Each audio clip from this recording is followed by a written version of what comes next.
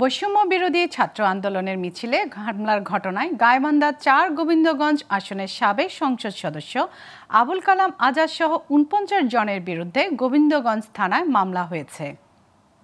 গোবিন্দগঞ্জ থানার ভারপ্রাপ্ত কর্মকর্তা আফম আসাদুজ্জামান জানান, শিক্ষার্থী মোহাম্মদ মামুন খান এই মামলা দায়ের করেন। মামলার অজ্ঞাতনামা আসামি করা হয়েছে ২০০ জনকে। মামলায় বলা হয়, গোবিন্দগঞ্জে কোটা সংস্কার আন্দোলন দমাতে আওয়ামী লীগ ও সহযোগী সংগঠনের নেতাকর্মীরা ষড়যন্ত্রে লিপ্ত হয়েছিল। এর অংশ হিসেবে ১৭ জুলাই পৌরসভা সাফিয়া আসা বিপি-8 কলেজ মাঠ থেকে বৈষম্য বিরোধী কোটা সংস্কার আন্দোলনের ডাকে প্রায় হাজারো ছাত্র জনতা প্রতিবাদ মিছিল নিয়ে শহরে আসার পথে অজ্ঞাতনামা কয়েকশো আসামি হামলা চালায়।